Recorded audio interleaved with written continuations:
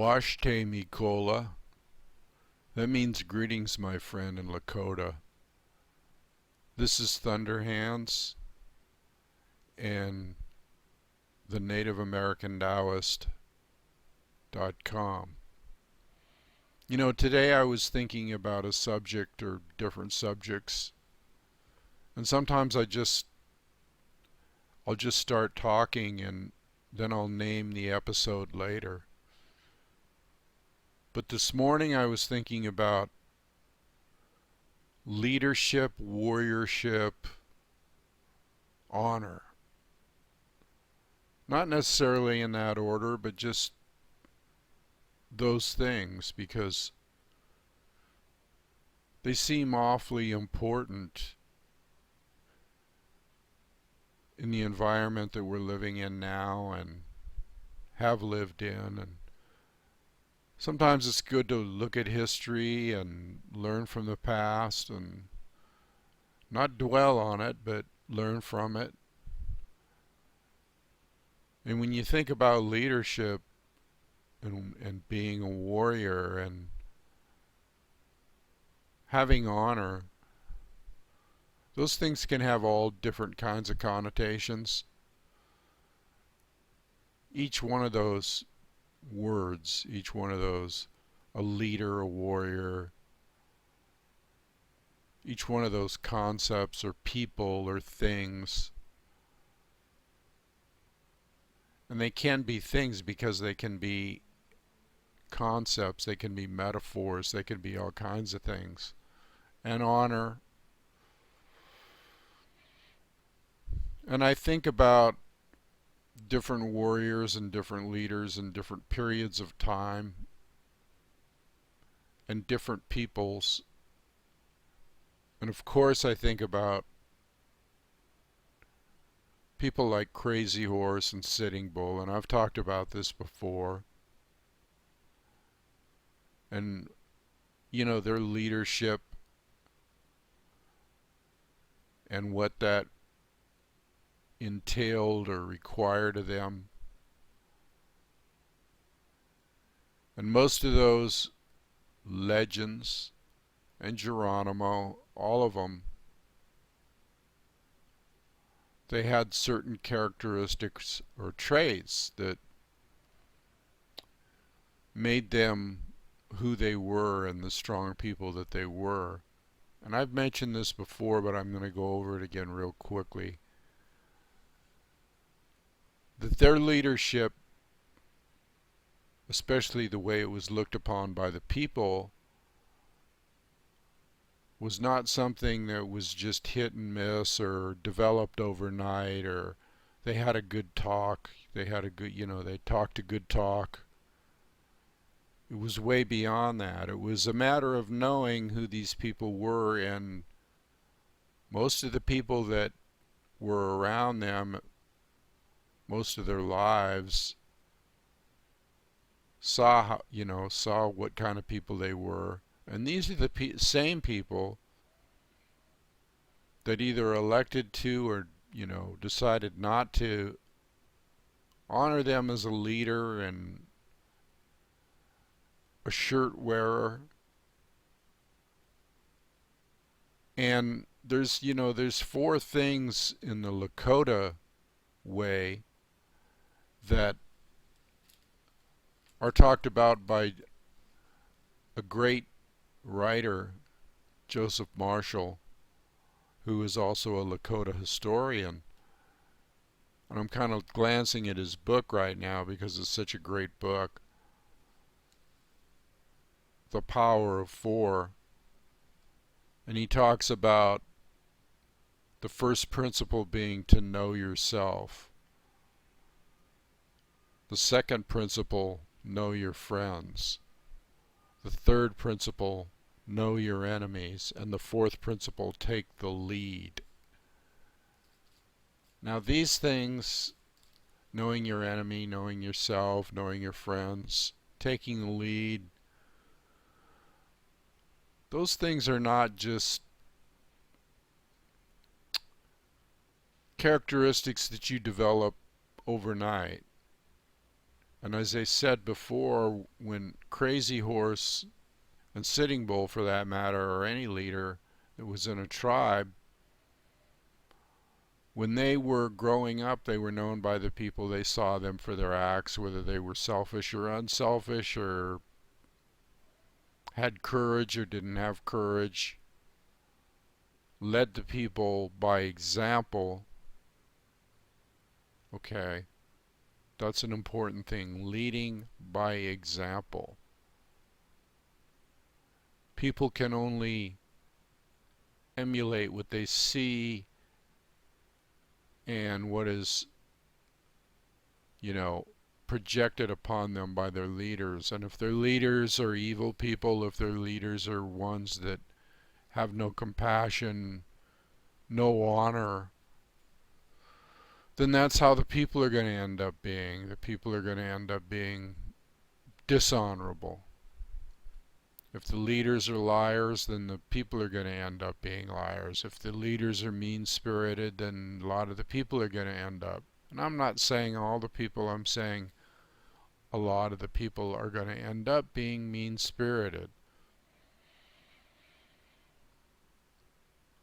Now, you know, there's the also the thing of warriorship and honor. And even in this country, when I think of that, I don't think of in recent times any wars, quote unquote, being honorable. And I don't think of, I think the closest thing that I can think to it,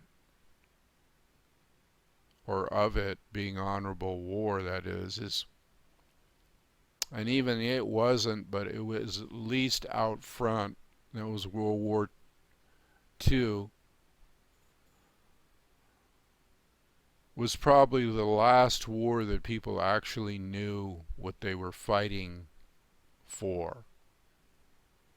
It wasn't just a concept of, say, like terrorism, which is a broad word that could encompass anything and could be an eternal enemy with no face. Okay? But in World War II, there were enemies and they had faces, and they were called Hitler and Stalin.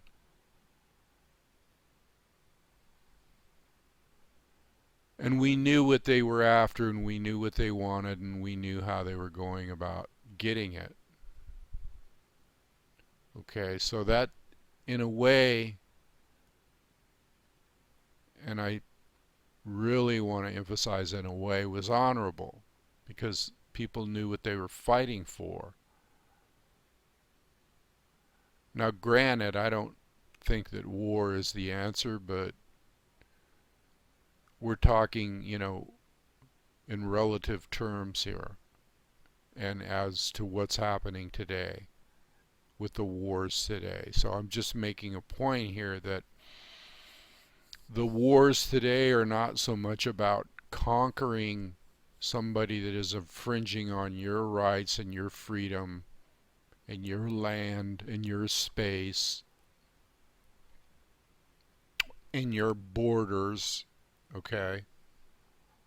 Or coming over your cities and bombing you. It's more about power. It's more about instilling a certain... When we go to war today, or when we manipulate, and actually, you know, you can have war today without having war. There's no declared war. There's no... It's all done under the table. It's all covert. It's all done through covert actions in different countries, overthrowing quote-unquote dictators, that type of thing, instilling a democracy, instilling a puppet government. I mean, it's all just a little bit different than back, say, in 1940s during World War II. And I want to talk about the people because I was emailing a friend about this today, and It was a more, in a sense, it was a more romantic time, and it was a more passionate time, and it was a more realistic or real time than what we, and these are just my thoughts, but things have changed, people, and the wars today and the agenda today basically are pretty much unknown to most of the people. I mean, if you ask somebody, why we're going here or why we're going there or why we're fomenting an uprising in a different country or we're sending arms to certain people, or in the first place, most people don't even know we're doing that. In the second place, they wouldn't know why, because we almost don't know why. What's the agenda? Where are you going? What's the end result here? World domination, world control of the resources in the oil world? Who knows? It's all a striving after the wind. That's what Solomon said. Okay. Quoting from the Bible for a second. It's all a striving after the wind. Now, personally, when you're a leader or you claim to be a leader or a warrior, there's certain things that you must do, and I mentioned them earlier. But to know yourself almost is to know the enemy, because the enemy, in a lot of times, in a lot of ways, is yourself and how you perceive the other person. But that's my take on it.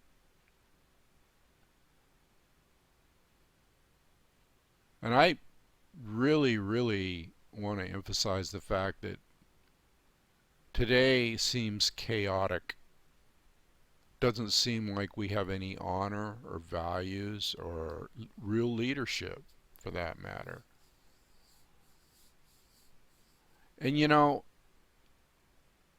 honor is something that has many dimensions to it. I mean, okay, so when they were having wars in the tribal times, the Native Americans, because a lot of people say, oh, you know, you people fought each other, or the native tribes were brutal to one another and they killed one another, and what gives them the moral high ground, and this and that. And well, let me tell you something about that, okay? Because I'm sick of hearing it. Yes, tribes did war with one another, and they went to war, and it was over different things like, you know, his horses are grazing over here and that's our grazing land, or you're encroaching too much on our territory where we hunt, or whatever. But beyond that, really, it was more of a ritual about manhood, okay? And young men coming, reaching their manhood.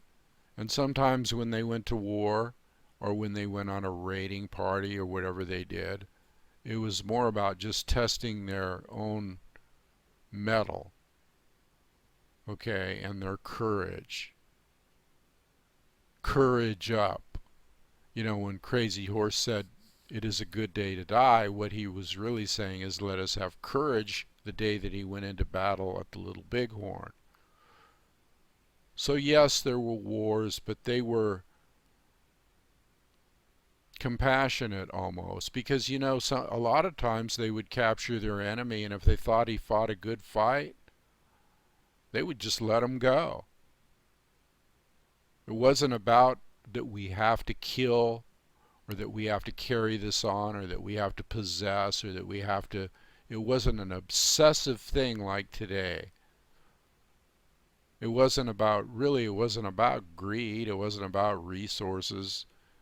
To a minor degree, there might have been some resources involved, like grass or grazing or But it was more a spirit of, it was an honorable thing, a more honorable thing. I guess there's degrees of honor, and then there's no honor.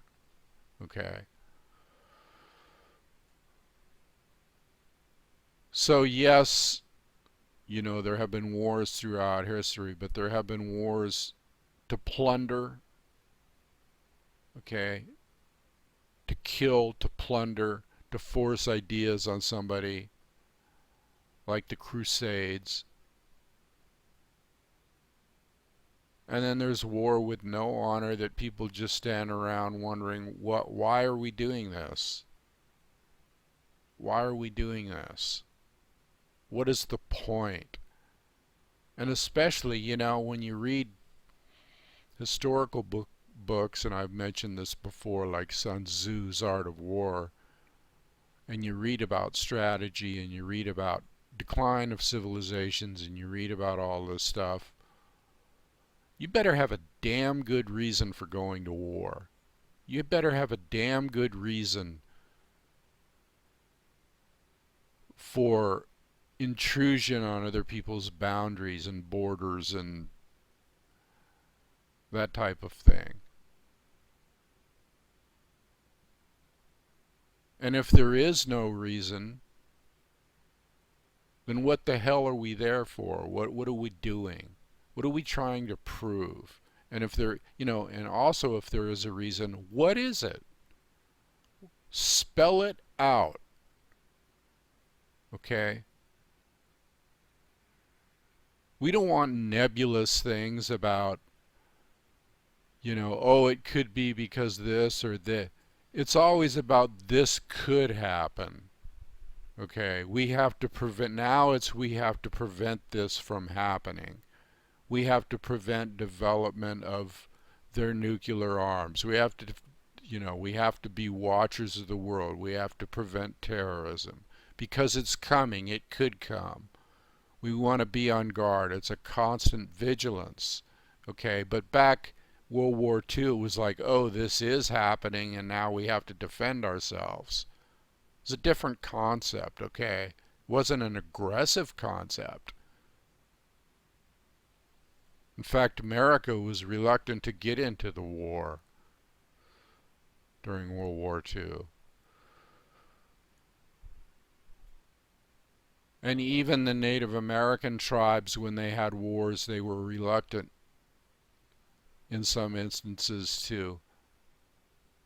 And especially with the Bluecoats, and especially with Crazy Horse talking about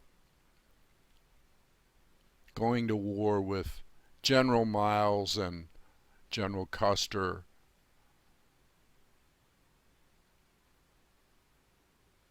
It was something they didn't want. They were camped out by a river at the Little Bighorn, and these people started intruding in on their territory or were on a campaign to eliminate them. Okay, so this was like self-defense. Wasn't like we see today. There's nobody coming into our borders except those that we let into our borders. And if we don't want people, if we don't want terrorists and we don't want this and we don't want that, why are we letting so many people just influx into this country? Not to say that I'm against immigrants, because I'm not. But it's like they're speaking out of both sides of their mouth at the same time. And this isn't just this country. There's countries that are at odds with one another, that want to secede or they want to get away from one another. They want to be independent. They don't want to be ruled. They don't want monarchies and dictatorships and all that type of thing. And I guess this is just all history. But again, I'm just thinking out loud today.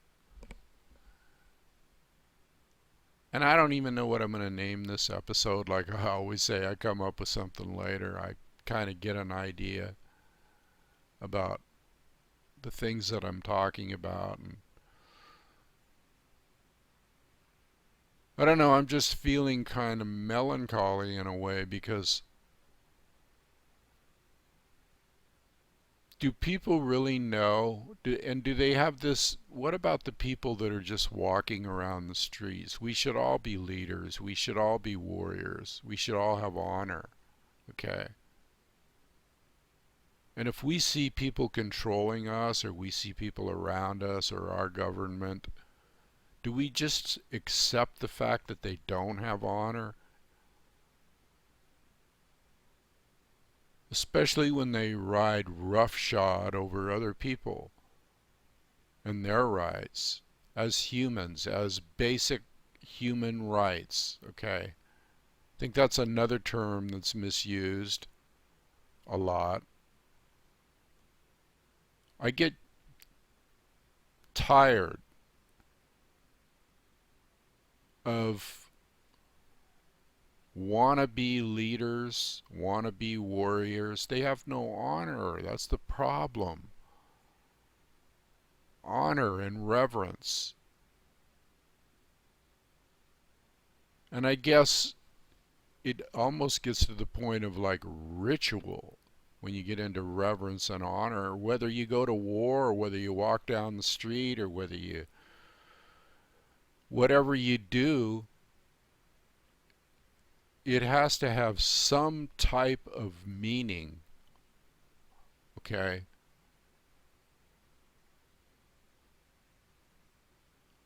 Truth be known, the true honorable thing is no war, avoiding it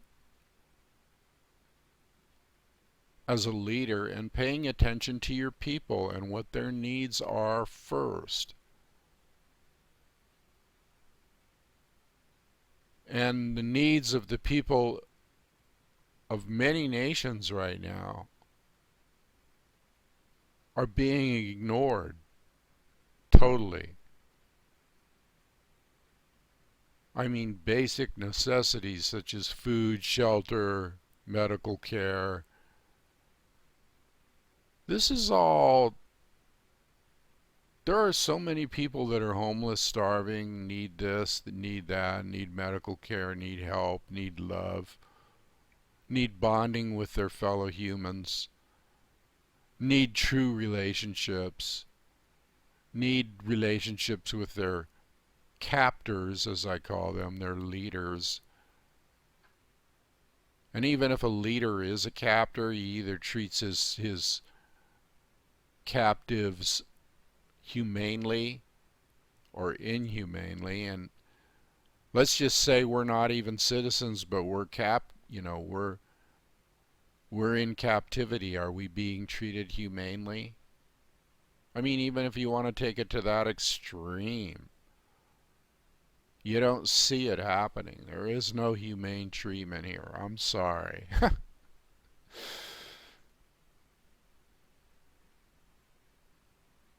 The elderly they don't have the love they need. They don't have the caring they need. The homeless don't have the caring they need. The underprivileged do not have the caring they need. And I don't want to hear about politics either. Political agendas, because when you look at what's happening right now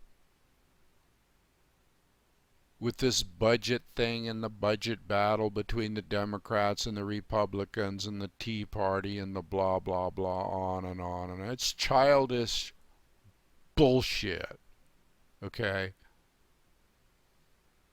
It's all about the 2014 elections. And do elections do any good? Do we want these clowns in there in the first place? It's all rather absurd. And again, it's thinking ahead. It's thinking about what we can get, what kind of power we get. What do you want power over? A disaster? Because that's what this is. It's a disaster. I'm speaking from the heart here. What is the power all about? What is this all about? It's not about the people. It's about them. It's about their party, their ideology, their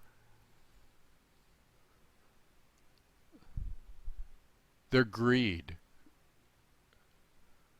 their self-centeredness. All the things that a good leader is not about. That's not what a good leader or leadership is about. Pressuring each other into doing certain things. Blackmailing each other. That's the order of the day. Blackmail. From the big corporations who know all this dirt on the politicians, blackmailing them into what they want them to do. And then so they blackmail each other, the different sides, which are really just one side. It's a group of people arguing while people are suffering. So there's no leadership, there's no real warriorship, there's no honor.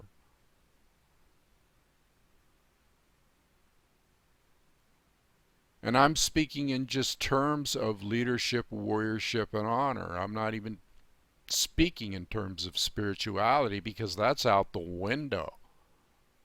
In order to be a good leader, in order to be a good warrior, in order to be honorable, you have to have a sense of spirituality, a sense of something greater than yourself, a sense of something greater than what's going on here. And that sense is gone. That isn't here. And so that's exhibited in society as a whole. It's, it's void of that higher compassion or that higher essence that governs honor and reverence and all the stuff in the duality that happens, like war. And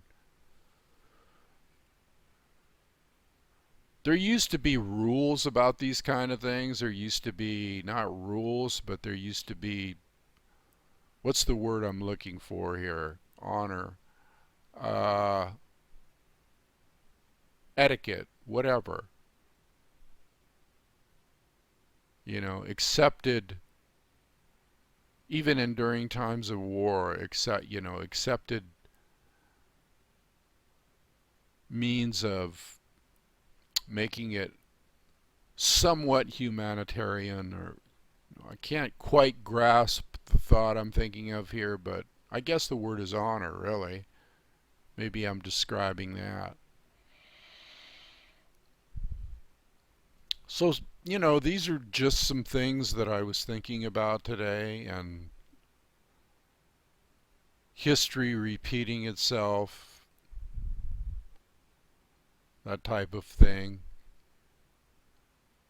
History keeps repeating itself, except we never learn from it. We never learn from it. That's what it's all about, learning from history. And if we learned from history, think of where we would be as a people, as a species on this planet right now. If we learn from every mistake we made concerning war and honor and all that stuff, and what's really important,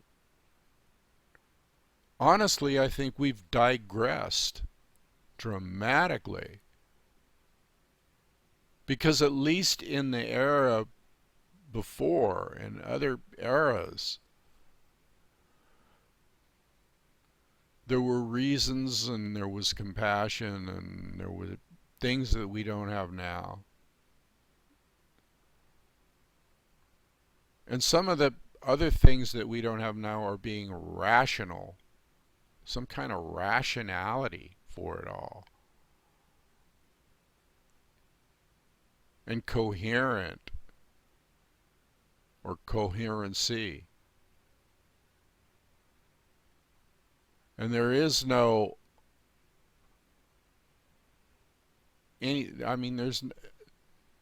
there's no taking responsibility for or your actions, or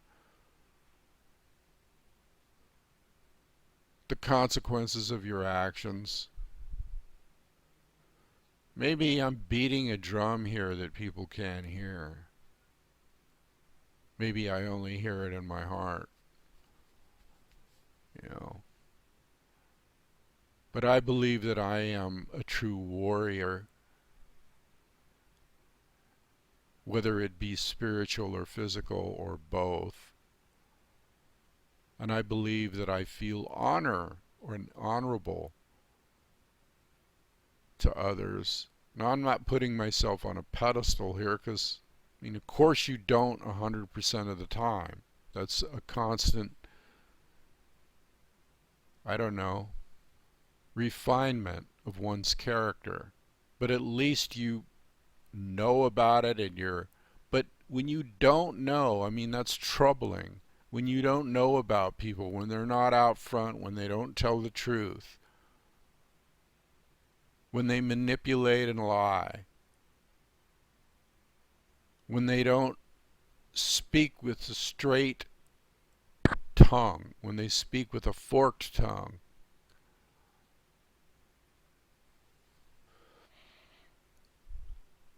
And this happens, this rubs off on the people, and so consequently we see it in society. We see it all the time. It's every man for himself. Grab all you can while you can. Let's get the material things, blah, blah, blah, blah, blah. I want spirituality on this earth. I want honor. I want compassion. That's not too much to ask for.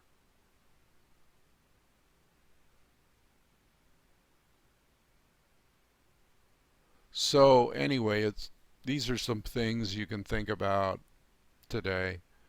I think I'll end this video now because I'm getting near that time to where I should. But I'll be back, you know, and like I do videos or I do shows like this when I feel the need is arising to say something within myself or maybe just in the community as a whole. So anyway, I want to let you know that my website, and I have several, but the main one now is the Native American Taoist, and that's spelled Taoist, Taoist or Taoist, the Native American Taoist.com. And from there you can go to Spirit of Crazy Horse, where my books are, or Apache Tracker, which talks about living outdoors and pastimes and mostly Native American. But it's right down here, the links, and I appreciate you checking that out. And while you're there, if you feel like you want to make a donation or support this effort that I'm making as an independent journalist, because I am a journalist, as far as being spiritual, that's true too, and a keeper of the old ways, but also I guess technically I'm considered a journalist because I have several books out and I write for eZine magazine, so I guess you could call me a journalist. I don't know if I want to claim that or not. There's so much under fire right now, being squelched. But I have legitimacy on some level. So anyway, I'm out of here. Love to you all, and until my next show, adios, which I guess that means go with God in Spanish. I'm not sure. I think so, or go with love, or adios. I like the term anyway. So until later on then, I'm out of here, Thunder. Over and out. Bye.